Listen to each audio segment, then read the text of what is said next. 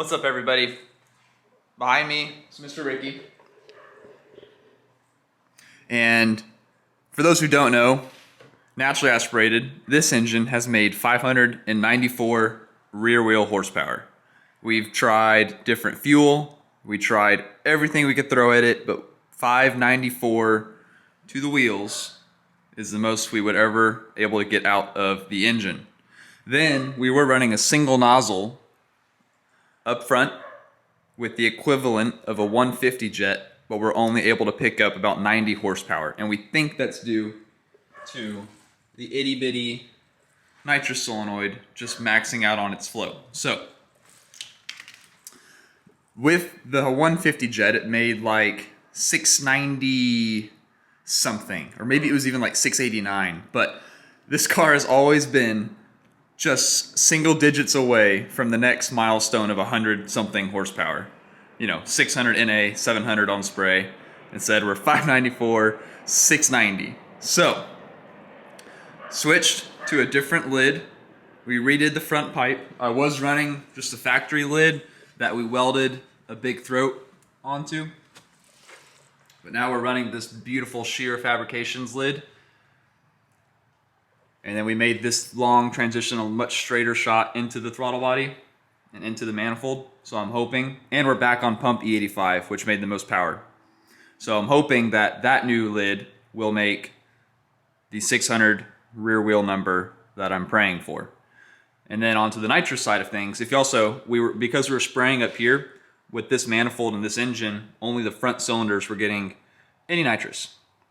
So we switched to this freaking bitchin' high ram direct plate kit. And basically this plate kit has a whole bunch of holes drilled into it that spray the nitrous and fuel into the high ram runners.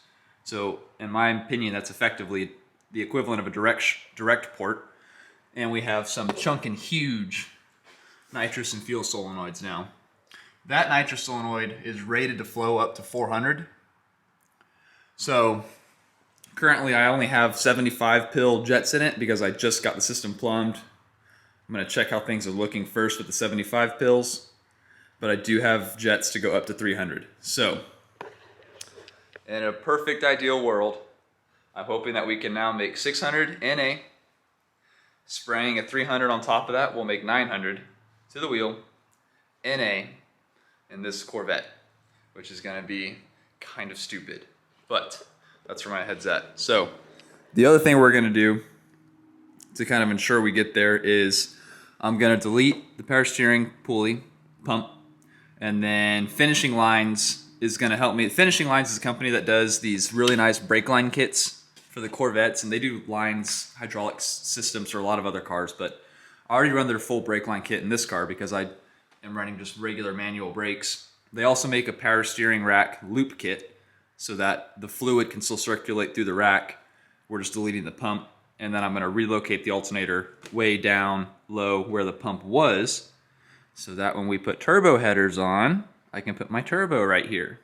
Whereas right now, the turbo header goes right where this guy is. So I'm going to relocate it down to the F-body location with the correct spacing from ICT Billet.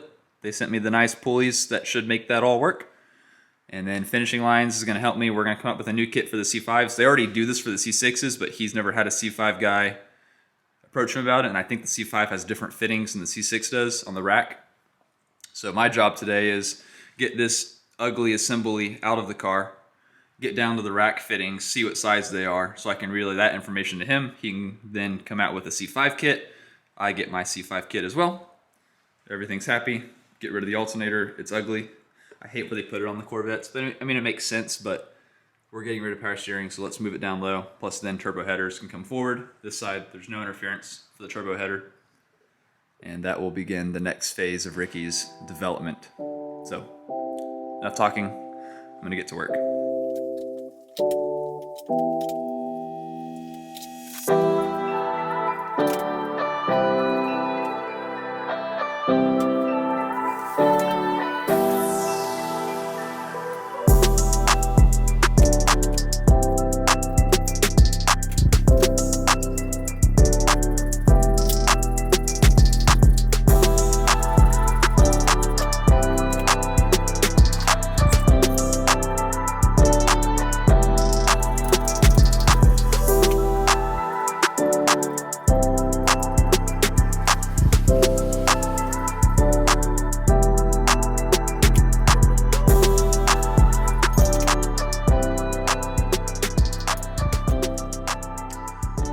Moving right along, got the whole assembly out of the way, and this will just make the car so much easier to work on. Like right now, if I ever want to change the cam, I gotta pull the balancer off, which means I gotta drop the front K-member and steering system, which means I have to unbolt that entire assembly off the engine.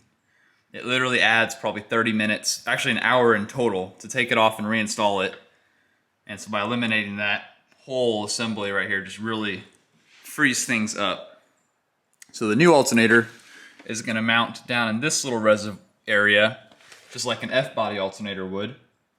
And it should fit no problem, but I'm going to get one down there and check out what we've got. And then right here, there's a couple holes, and that's where we'll have a loop made so that the fluid can still circulate through the rack and should somehow make it slightly easier as if they're compared to if there was no fluid in the rack to drive. But I'm really not concerned about losing power steering. It's a super lightweight car.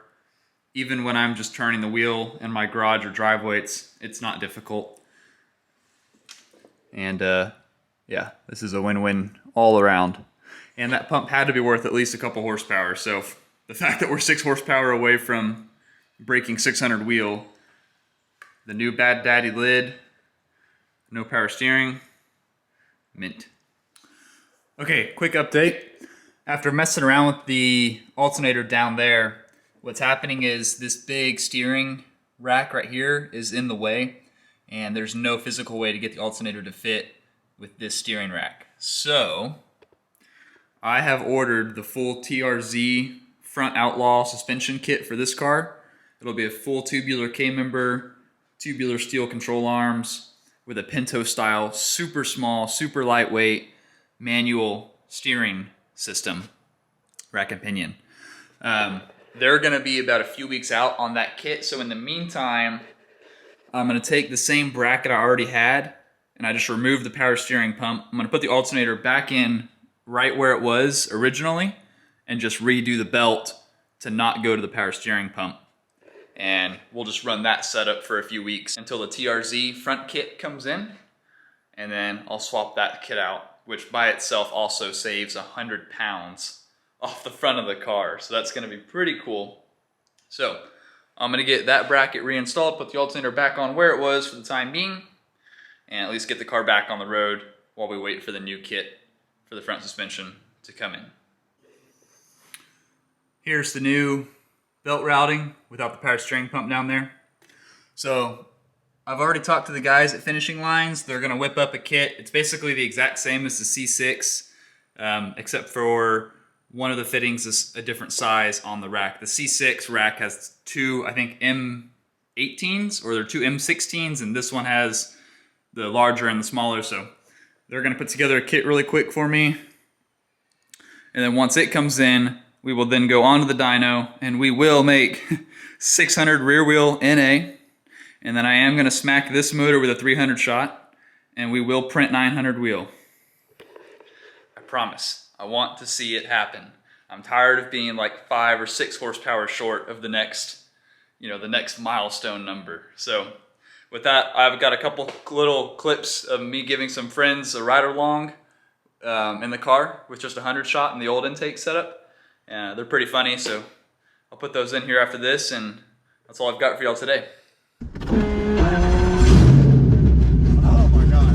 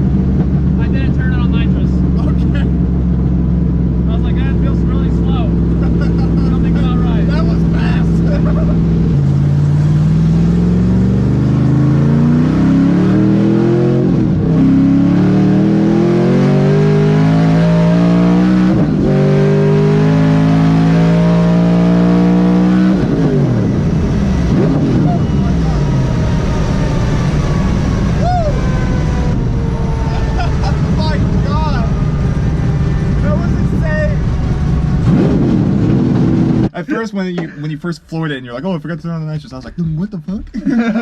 What is all of this? What was that? Yeah, and then the second time I was like, oh man, dude, the way things are narrowing in as you start going that speed, you're like, whoa. Yeah, you tunnel vision. Yeah, yeah. When you're not expecting it, oh my god.